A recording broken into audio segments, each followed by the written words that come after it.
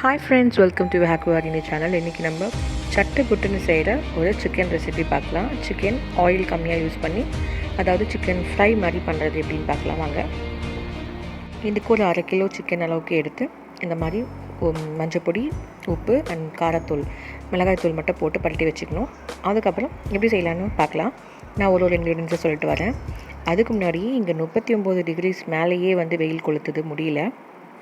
அரை நிலா வடிவத்தில் வெங்காயத்தையும் இந்த மாதிரி கட் பண்ணிவிட்டு அதோடு கருவேப்பிலையும் சேர்த்து பரட்டி வச்சுக்கணும்.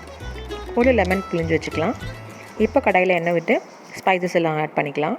நான் side by side onions slit பண்ணிகிட்ருக்கேன். அதனால தான் கடகடன்னு பார்த்துட்ருக்கேன். ஸோ முடிஞ்ச அளவுக்கு 2 பெரிய வெங்காயம் இந்த மாதிரி ஸ்லிட் பண்ணி வச்சுக்கிறது பெட்டர். அதோடு கருவேப்பிலையும் நம்ம போட்டு வச்சுக்கிறது இன்னும் நல்லாயிருக்கும். இது ரெண்டையும் மிக்ஸ் பண்ணியிருக்கும் போதே ஒரு டிஃப்ரெண்ட்டான ஃப்ளேவர் கிடைக்கும். இதிலே நீங்கள் கொஞ்சம் உப்பையும் ஸ்ப்ரிங்கிள் பண்ணி பரட்டி வச்சுட்டா வெங்காயத்தோட தண்ணி கொஞ்சம் வெளியில் வரும். இன்னமும் அதோட என்ஹான்ஸ் ஆகிருக்கும். நம்ம அதை கை விட்டு பிசையும் போது கருவேப்பிலை அந்த வெங்காயம் நல்லா மிக்ஸ் ஆகி ஒரு டேஸ்ட் கிடைக்குங்க.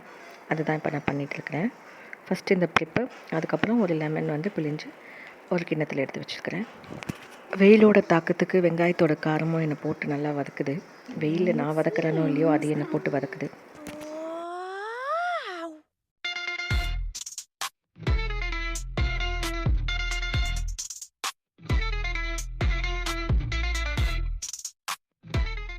கடாய் எடுத்து அதில் ஒரு குழிக்கரண்டி சன்ஃப்ளவர் ஆயில் விட்டு அதில் ஹோல் ஸ்பைசஸ் போட்டுட்டு, அதுக்கப்புறம் சான்ஃப், பெருஞ்சீரகம், சிறுசீரகம் ரெண்டுமே ஆட் பண்ணிக்கிறோம். கொஞ்சம் சிறுசீரகம் அதிகமாக ஆட் பண்ணிவிட்டு கருவேப்பிலை போட்டுக்கிறோம்.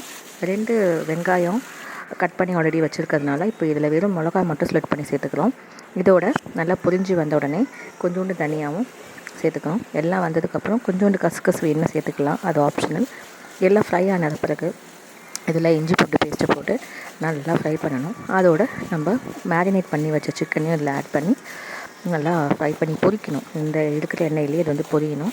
பொரிஞ்சதுக்கப்புறம் நல்லா பொரிஞ்சதுக்கப்புறம் நம்ம சிக்கன் கிரேவி மசாலா இல்லைன்னா 65 மசாலா எது வேணால் சேர்த்துக்கலாம். நான் இன்றைக்கி கிரேவி மசாலா சேர்த்துக்கிறேன். ஆல்ரெடி இருக்கிற டர்மரிக் பவுடர் அண்ட் சில்லி பவுடர்லேயே சால்ட்டும் இருக்கிறதுனால இது நல்லா உப்பு கறி மாதிரி நல்லா ஃப்ரை ஆகிட்டு இருக்கும். இது ஃப்ரை ஆகி ஓரளவுக்கு வெந்ததுக்கப்புறம் இதில் நம்ம ஆனியன்ஸ் அண்ட் கறி லீவ்ஸ் போட போகிறோம். அதுக்கப்புறம் தான் நம்ம சிக்கன் மசாலாவும் சேர்த்து இப்போ நான் கடைசி வரைக்கும் சிக்கன் மசாலாவை நம்ம அடிக்கடி தூவி விட்டு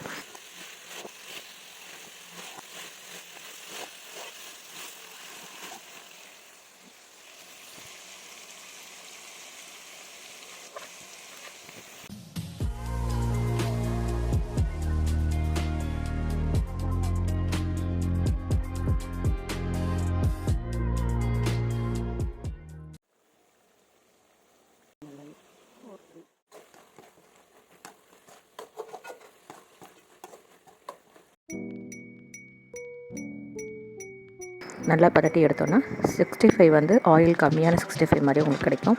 இதுதான் ரெஸ்டாரண்ட் ஸ்டைல். இதோட சப்பாத்தி, இட்லி எல்லாமே நல்லாயிருக்கும். உங்களுக்கு தேவைன்னா ஆயில் கம்மியாக யூஸ் பண்ணிக்கோங்க. நான் கொஞ்சம் ஆயில் போட்டிருக்கேன். நான் சாப்பாடு பரட்டி சாப்பிட்றதுக்காக எடுத்துக்கிறேன். ஸோ இவ்வளோ தான் இந்த ரெசிபி. சக்கரை முடிஞ்சிடும். நல்லா வறுத்து எடுக்கிறது தான் இதோட வேலை. எப்படி இருக்குதுன்னு நீங்களும் ஒரு வாட்டி செஞ்சு பார்த்து எனக்கு சொல்லுங்கள். அண்ட் ப்ராசஸை பாருங்கள். தேங்க்யூ.